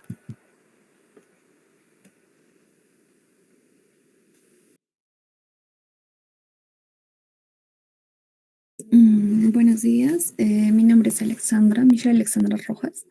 Voy a continuar con lo que es la estenosis pulmonar. Siguiente, por favor.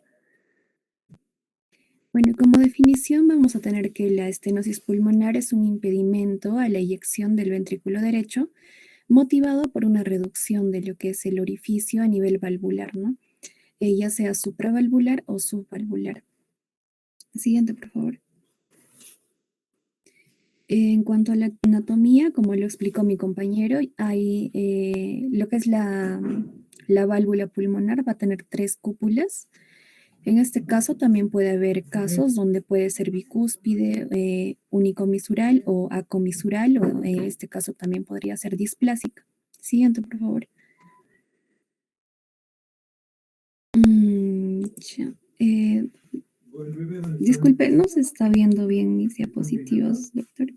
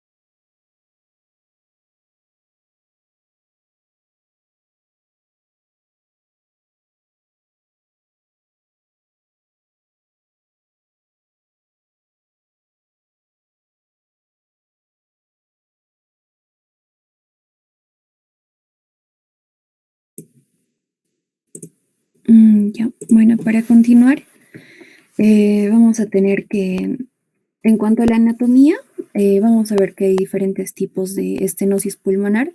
En este caso, la estenosis pulmonar valvular, en la cual vamos a ver que las aletas de la válvula son más gruesas o más angostas de lo normal.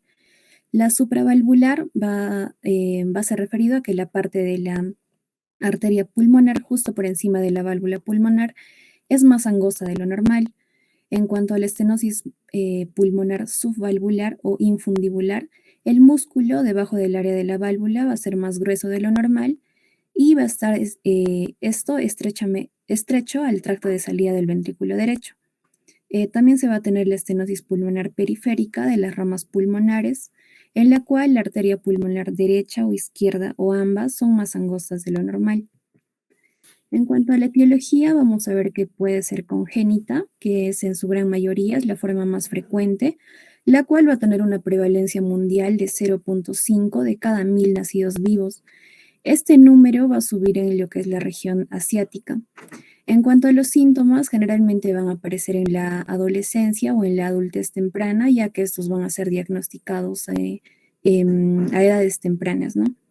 En cuanto a las complicaciones, vamos a ver que pueden producir falla del ventrículo derecho e endocarditis infecciosa, ¿no? En cuanto a la etiología reumática, vamos a ver que es poco común y es muy raro que produzca una deformidad grave. También puede ser provocado por un síndrome carcinoide, lo cual es muy raro y va a afectar el tracto de salida del ventrículo derecho. A su vez puede coexistir también lo que es la insuficiencia pulmonar o compromisos de la válvula tricuspidia. En cuanto a los tumores cardíacos, vamos a ver que también puede ser una etiología, la cual va a estar debida a la compresión mecánica extrínseca de lo que es el aparato valvular. Vamos a ver acá algunas patologías que son bastante frecuentes en cuanto a lo congénito, que van a ser el síndrome de Noan, el cual va a estar muy relacionado con las válvulas displásicas, la tetralogía de Fallot, el síndrome de Williams, y vamos a ver también que pueden estar relacionados con otras afectaciones, ya sea de otras válvulas, lo cual es muy raro, o un aneurisma del seno de Valsalva también. En cuanto a la anatomía patológica, como dije, también puede ser una etiología, la cardiopatía carcinoide, la cual va a afectar a lo que es el corazón derecho y en este caso la válvula pulmonar, ¿no? Vamos a encontrar también placas que van a condicionar una constricción de este anillo, lo cual va a producir esta estenosis en la válvula pulmonar y va a estar acompañada de lo que es retracción, engrosamiento, fusión de las cúspides valvulares y puede estar relacionado también con una combinación de la estenosis pulmonar y la insuficiencia pulmonar. En cuanto a la presentación clínica, generalmente se menciona que son asintomáticos y ya van a estar relacionados con síntomas si es que está relacionado con una estenosis pulmonar grave, ¿no? Vamos a saber que va a estar dividido en tres, ¿no? Lo que es la estenosis pulmonar leve, que generalmente son netamente asintomáticos, los moderados, que posiblemente pueden producir síntomas, y en las graves ya están relacionados netamente con lo que son síntomas, ¿no? También vamos a ver soplos de eyección sistólicos, esto más audibles en lo que es la base izquierda, y van a aumentar en su intensidad con lo que es la inspiración, ¿no? Hay algunos síntomas también que pueden estar relacionados en caso de que el paciente presente una mayor gravedad de la estenosis pulmonar, que podrían ser palpitaciones, fatiga, disnea, presíncope o síncope con el esfuerzo. A veces también relacionados dolor precordial y puede evolucionar a lo que es una insuficiencia cardíaca derecha. En cuanto a la auscultación, podríamos ver el chasquido de eyección en agravamiento. Vamos a ver que se desplaza y se acerca a lo que es el R1, ¿no? Y en la estenosis pulmonar grave vamos a ver que desaparece. También vamos a ver que en la estenosis pulmonar grave la presión venosa yugular, la onda va a ser prominente y a la vez también se va a palpar un aumento de lo que es el ventrículo derecho. Como mencioné, en cuanto al pulso venoso, las ondas A van a estar aumentadas, esto debido a la hipertrofia del ventrículo derecho debido a la estenosis, ¿no? En cuanto a la inspección, vamos a ver un latido del ventrículo derecho hipertrofiado. Esto mayormente audible a lo que es percibido a nivel del borde parasternal izquierdo, al cual se va a llamar como signo de Dressler. También vamos a poder ver una pulsación de la arteria pulmonar dilatada en su porción postestenótica, a veces acompañado por lo que son frémitos. En cuanto a la auscultación, vamos a ver un soplo sistólico eyectivo, como se puede ver en la imagen, la cual va a comenzar luego del R1 y termina antes del R2 pulmonar. Este va a tener una forma característica romboidal que va a ser creciente y decreciente, y cuanto más tardío es su acmé, va a determinar una mayor gravedad de la estenosis. El epicentro va a comenzar en lo que es el área pulmonar y va a tener una irradiación hacia la fosa supraclavicular y hacia el hombro izquierdo. La intensidad puede ser aumentada con las maniobras que aumentan el retorno venoso, y el componente pulmonar de R2 va a estar disminuido en su intensidad, lo cual también se va a retrasar produciendo un desdoblamiento. Hay situaciones donde se puede auscultar también un R4 derecho. Vamos a ver algunos exámenes complementarios que van a ser el electrocardiograma. En este caso podríamos encontrar una hipertrofia del ventrículo derecho, una radiografía de tórax donde podemos encontrar claramente una dilatación de la arteria pulmonar. Esto debido a la estenosis, ¿no? Por eso es postestenótica. También podemos usar lo que es la ecografía y el Doppler, básicamente para medir la gravedad con parámetros para ver si podría ser leve, moderada o grave. A su vez, también podríamos ver la coexistencia de lesiones asociadas, y es un estudio hemodinámico indicado en los casos que se requiera un tratamiento, una intervención quirúrgica. En cuanto al tratamiento, se va a ver que la estenosis pulmonar congénita va a estar recomendado lo que es una dilatación con balón. Esto generalmente en la estenosis pulmonar grave o en pacientes que ya presenten síntomas. Si se tratara de una estenosis pulmonar más una insuficiencia pulmonar, en este caso mixta, afectada, donde va a haber una afectación carcinoide de lo que es la válvula pulmonar, se va a recomendar una anuloplastía con parche en el momento de reemplazo de la válvula pulmonar. Si se tratara de una estenosis pulmonar, atresia o una insuficiencia pulmonar, se recomienda el reemplazo de la válvula pulmonar a través de un catéter, ¿no? Se menciona también que hay indicaciones de acuerdo a lo que son los tipos de estenosis pulmonar, ¿no? En el caso esté afectando solo a la zona valvular, si se tratara de la afección a válvulas elásticas, se recomienda el tratamiento por cateterismo. Si se tratara de válvulas gruesas y displásicas, se recomienda cateterismo o cirugía, ¿no? En cuanto a si es un anillo pequeño, quizás hipoplásico, también se recomienda cirugía. En el caso de que se afecte lo que es la válvula a nivel infundibular o supravalvular, también está bastante indicado lo que es la cirugía. Bueno, vamos a ver para describir los procedimientos, lo que es el tratamiento percutáneo o dilatación con balón o valvuloplastía. Este va a ser el tratamiento de elección en las estenosis pulmonares valvular con válvulas elásticas y estenóticas, en el cual vamos a ver que va a haber una apertura percutánea de lo que es la válvula pulmonar, a lo cual se va a llamar como valvuloplastía pulmonar. Esto mediante el cateterismo terapéutico, en el cual se va a ingresar un catéter balón, se va a introducir a nivel de los vasos femorales y el cual va a llegar hacia el corazón y va a dilatar la válvula pulmonar. Acá podemos ver un procedimiento que es la implantación del TBP de Melody, el cual tiene una duración de 1 a 2 horas y el paciente va a estar bajo anestesia general. Los pasos del procedimiento va a ser primero introducir el sistema de liberación en la pierna a través de un pequeño punto de acceso venoso, introducir el catéter con la válvula Melody dentro de la vena y guiarla hasta el corazón. Una vez la válvula se encuentra en la posición adecuada, los balones se inflarán o se insuflarán para liberar la válvula. Finalmente también se va a retirar el catéter y verificar la correcta función de la nueva válvula. Y para concluir, cerrar el punto de acceso en la pierna, finalizando el procedimiento.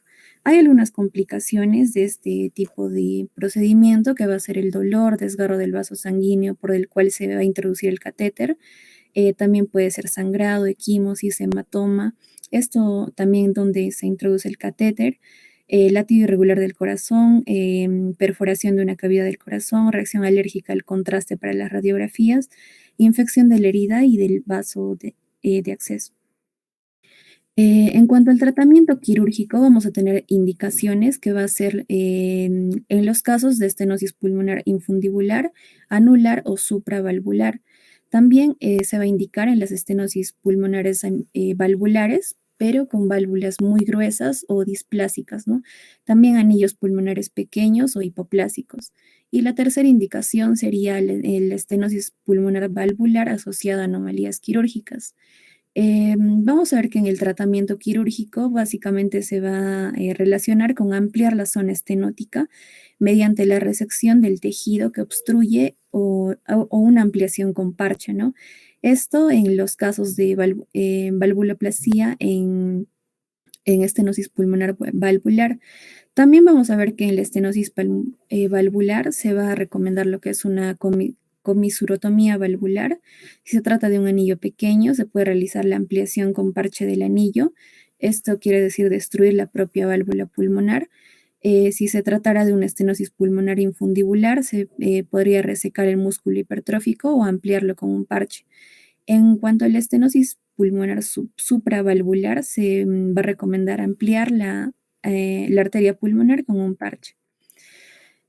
También vamos a ver otro tipo de técnicas que se pueden realizar, que podría ser una valvulotomía, la cual es una remoción quirúrgica del tejido conectivo dentro de las aletas de la válvula pulmonar, lo cual evita la apertura correcta de las aletas de la válvula.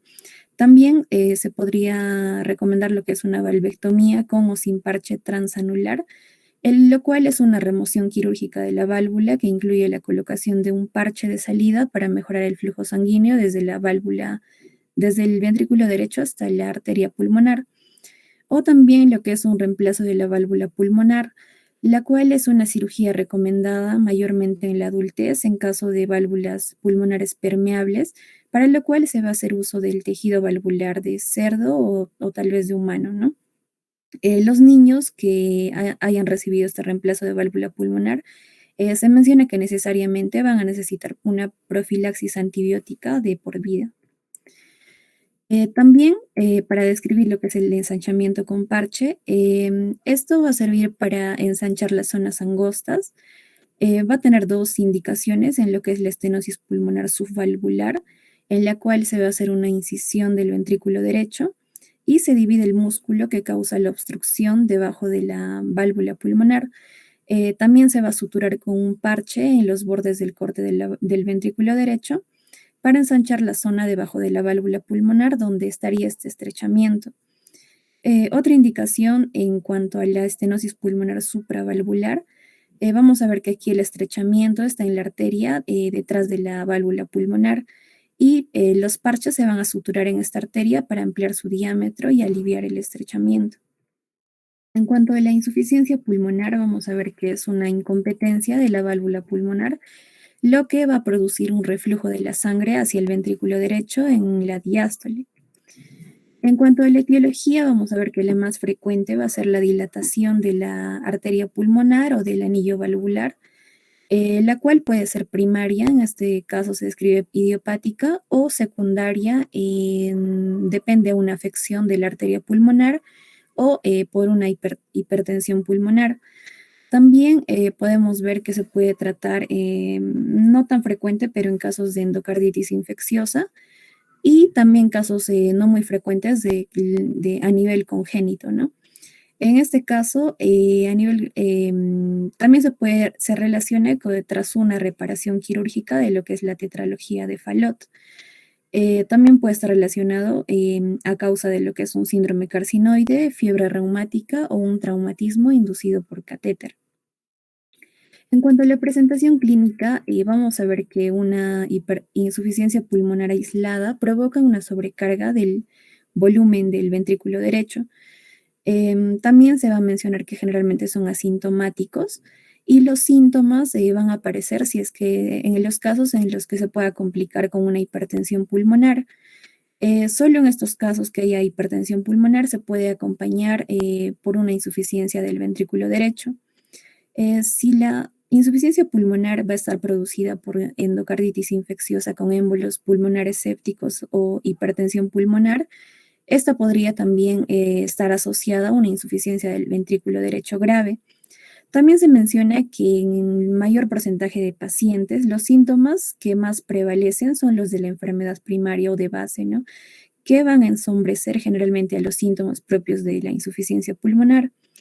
Generalmente también se describe que solo se puede provocar pequeños hallazgos auscultatorios accidentales. En cuanto al examen físico, vamos a ver que podemos encontrar un impulso sistólico, esto a nivel del área parasternal izquierda, un latido palpable con frémito a nivel del segundo espacio intercostal, esto debido a la dilatación de la arteria pulmonar. En cuanto a la auscultación cardíaca, podemos encontrar un R2 que carece del componente pulmonar, esto en las formas congénitas con ausencia valvular.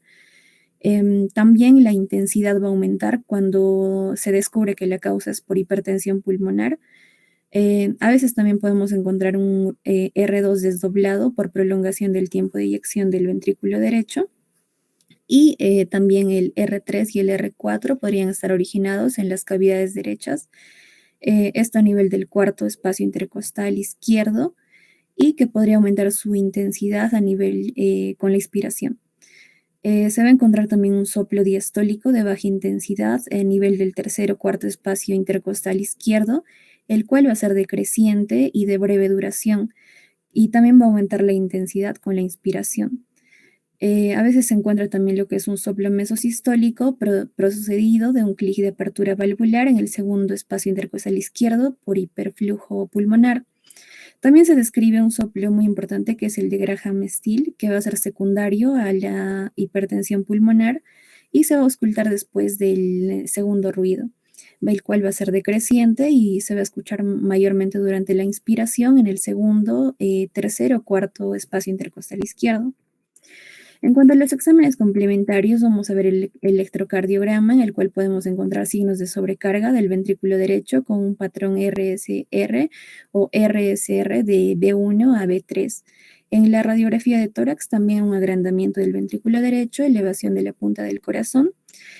Y en la ecocardiografía o Doppler vamos a encontrar una dilatación con o sin hipertrofia de las cavidades. También podemos encontrar en el Doppler una presión pulmonar y podemos determinar lo que es la gravedad. En el estudio hemodinámico va a estar indicado netamente si es que se requiere una intervención quirúrgica valvular y si se tratara de una hipertensión pulmonar primaria se debería evaluar la acción de los vasodilatadores. Acá podemos ver un cuadro en el cual se va a ver la integración de los índices de severidad, en la cual se va a catalogar de leve, moderada y severa de acuerdo a algunos parámetros, ¿no? Que pueden ser cualitativos, semicuantitativos o cuantitativos. Esto a nivel de lo que es el Doppler.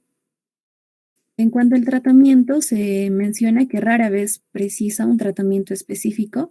Sin embargo, en los pacientes que vayan a tener una cirugía previa por tetralogía de Fallot, esa vendría a ser una excepción, ¿no? El tratamiento del trastorno primario de la endocarditis infecciosa o lesión responsable de la hipertensión pulmonar o cirugía de la válvula mitral van a reducir lo que es esta insuficiencia pulmonar. Y en cuanto a una insuficiencia pulmonar grave después de una tetralogía de Fallot, generalmente es controversial el momento en el que se va a realizar la cirugía y básicamente según las guías se basan en el grado de dilatación del ventrículo derecho y los signos de disfunción sistólica. En cuanto a la cirugía que está recomendada en estos casos sería la sustitución valvular con un aloinjerto pulmonar. Otra técnica de sustitución de la válvula pulmonar también es a través de catéteres en los problemas de la válvula nativa y en la insuficiencia pulmonar tras la corrección quirúrgica de los defectos cardíacos congénitos. Finalmente se va a mencionar lo que es el tratamiento médico, el cual está indicado la dieta hiposódica, toma de diuréticos, digital, ejercicios, reducción del estrés, diuréticos en caso de insuficiencia cardíaca derecha, y las indicaciones del tratamiento quirúrgico que serían la regurgitación severa, evidencia progresiva de la dilatación ventricular, inicio de la disfunción sistólica del ventrículo derecho y en pacientes intervenidos anteriormente con tetralogía de Fallot e insuficiencia pulmonar residual importante.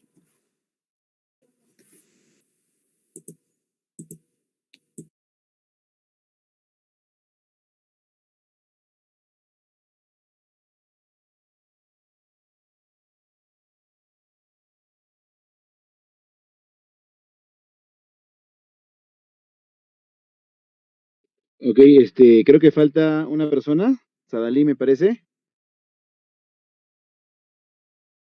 Buenos días, doctor. Sí, mi compañera le está presentando. Ya, escúchenme un ratito, por favor, chicos. Sadalí, por favor. Miren, le había comentado a Adriana, ahorita ya se me quedó un poco tiempo, corto el tiempo, porque también tengo que trabajar, ¿no? Entonces, yo le había dicho más o menos, para hacerlo como que esto mitad, ¿no? Dos personas, bueno, se avanzó con tres, solamente quedaría pendiente Sadalí, ya, y luego complementar lo que yo siempre complemento en las clases, ¿no? Entonces, por favor, coordinamos para más tarde, chicos, ya, porque de verdad ya estoy un poco con el tiempo que no me va a dar. Ya, entonces más tarde, Adriana me quedó en confirmar la hora, ¿ya? No sé si no voy a poder a las 2 de la tarde, justo tengo una cirugía que tengo que hacerla sí o sí. Y le dije a partir de las 4, Adriana, por favor, me confirmas a lo largo de la mañana para ver a qué hora entramos más tarde para poder ya completar la clase y con esto ya, bueno, ya acabar con el tema de valvulopatías, ¿no?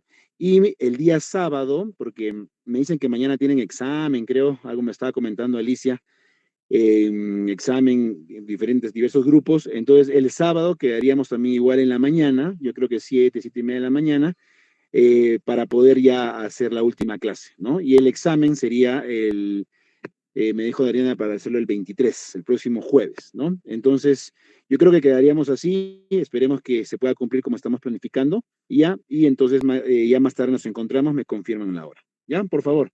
Gracias. Las posiciones han estado bastante bien, solo que es un tema largo, ¿no? Como han podido dar cuenta, se abordan varias valvulopatías, ¿no?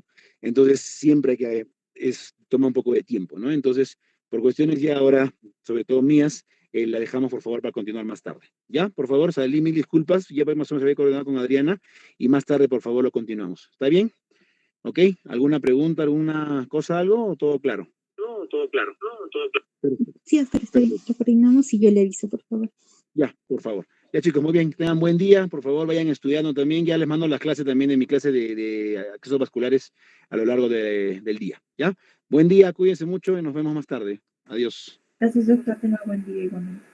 Gracias, doctor.